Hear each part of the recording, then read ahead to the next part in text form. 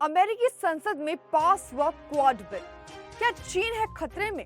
भारत को इस बिल से कैसे हो सकता है फायदा? क्यों पड़ी इस बिल की जरूरत?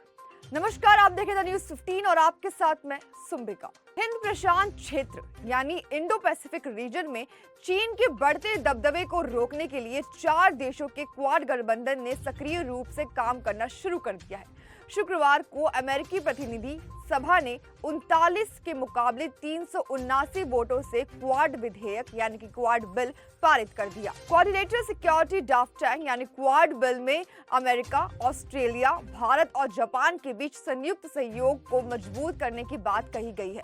बिल में अमेरिकी विदेश मंत्रालय को निर्देश दिया गया है कि वो बिल के पेश होने के 180 दिन के भीतर यानी कि 180 दिन के अंदर क्वाड के साथ कामकाज और सहयोग बढ़ाने की रणनीति कांग्रेस में शामिल करे और 60 दिन के अंदर क्वाड अंतर संसदीय कार्य समूह के गठन के लिए जापान, ऑस्ट्रेलिया और भारत के साथ बातचीत करे। बिल पेश करते हुए सांसद हेनरी मिक्स ने कहा कि अमेरिका, जापान, ऑस्ट्रेलिया और भारत के बीच क्वाड्रिलेटरल सिक्योरिटी वार्ता एक स्वतंत्र और खुले हिंद प्रशांत क्षेत्र को बढ़ावा देने के लिए जरूरत है। क्वाड का गठन 2007 में हुआ था, लेकिन यह 2017 में सक्रिय हुआ। बता दें कि अब सालाना ऑडिट क्या होगा। इस खास वर्किंग ग्रुप में अमेरिका के प्रतिनिधित्व करने के लिए एक अमेरिकी समूह की भी खास स्थापना होगी, जिसमें कांग्रेस के मैक्सिमम 24 सदस्य होंगे। ये एनुअल मीटिंग्स और टीम लीडरशिप्स के लिए गाइडेंस भी तय करेगा। बिल में कहा गया है कि इस समूह को कांग्रेस की विदेश मामलों की कमिटीज को एक एनुअल रिपोर्ट प्रस्तुत करनी होगी। भारत विरोधी मुसलमान सांसद इल्हान उमर ने इसका विरोध किया है। जी हाँ, डेमोक्रेटिक पार्टी के 2 सांसदों ने बिल के विरोध में वोट किया। उनमें से एक मिनियापोलिस से कांग्रेस महिला इल्हान उमर है। आपको बताते चलें कि उमर पहली सांसद है जो अमेरिका की संसद में हिजाब पहनकर गई थी। भारत के अविभाजित हिस्से जम्मू कश्मीर और प्रधानमंत्री मोदी के खिलाफ आने वाले उनके बयान लगातार सुर्खियां बटोरते रहे हैं।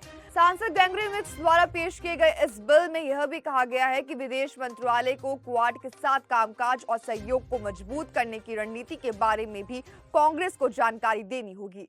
प्रतिनिधि सभा की विदेश मामलों की समिति के वरिष्ठ सदस्य मिक्स ने कहा कि अमेरिका, जापान, ऑस्ट्रेलिया और भारत के बीच क्वाड्रिलेटरल सिक्योरिटी वार्ता एक स्वतंत्र और खुले हिंदू पैसिफिक रीजन को बढ़ावा देने और क्षेत्र में अमेरिकी हितों को आगे बढ़ाने के लिए जरूरी है। चलिए अब भारत के लिए क्वाड के मायने समझिए। इसी महीने 10 फरवरी को भारतीय विदेश मंत्री ने एस जयशंकर ने कहा था कि ऑस्ट्रेलिया के पर्थ में कहा कि विश्वास है कि क्वाड यानी कि क्वाड्रिलेटरल सिक्योरिटी समूह की प्रासंगिकता बढ़ेगी और यह क्षेत्र तथा क्षेत्र परे राजनीति और नीति में एक बड़ा कारक बनेगा। जयशंकर ने हिंद महासागर सम्मेलन में ऑस्ट्रेलिया की अपने समक्ष पेनी वोंग के साथ एक चर्चा के दौरान भी टिप्पणी की।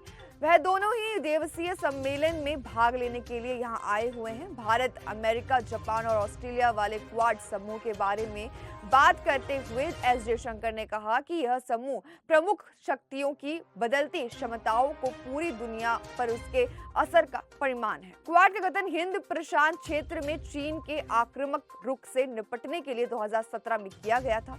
जयशंकर ने कहा कि यह हमारे लिए ऑस्ट्रेलिया, अमेरिका और जापान के साथ 3 बहुत इंपॉर्टेंट रिलेशनशिप को भी दर्शाता है जो कोल्ड वॉर में खत्म होने के बाद बदल गए। क्वाड देश उस समुद्री क्षेत्र पर साथ काम करेंगे जहां चीन खतरा बनकर उभर रहा है। ऐसे में एस जयशंकर ने कहा था कि वो पूरे विश्वास के साथ यह भविष्यवाणी कर रहे हैं कि क्वाड की योग्यता बढ़ेगी और ये बड़े एरिया और क्षेत्र में राजनीति और नीति में एक बड़ा कारक बनेगा। ऑस्ट्रेलिया के साथ द्विपक्षीय संबंधों के बारे में बात करते हुए एस जयशंकर ने कहा कि इसके बढ़ने की काफी संभावनाएं हैं। उन्होंने कहा कि मुझे लगता है कि हम व्यापार और अर्थव्यवस्था क्षेत्र में और ज्यादा अच्छा कर सकते हैं। जयशंकर ने पर्थ में भारतीय मूल के सैनिक नैन सिंह सैलानी के नाम पर रखे गए सैलानी एवेन्यू का भी दौरा किया था। रिकॉर्ड से पता चलता है कि उन्होंने 7 फरवरी 1916 को पर्थ में ऑस्ट्रेलियन इंपीरियल फोर्स में शामिल होने के सबसे पहले एक मजदूर के रूप में काम किया था। शिमला में जन्मे नैन सिंह उस समय 43 वर्ष के थे जब उन्हें ऑस्ट्रेलियन और न्यूजीलैंड आर्मी कोर के 44वीं इन्फेंट्री बटालियन में शामिल किया गया। वो सेकेंड वर्ल्ड वॉर के दौरान जर्मनी चले गए, जिस कारण एक आक्रामक अभियान में मारे गए थे। उन्हें British war medal, victory medal और 1914/15 स्टार से सम्मानित किया जा चुका है।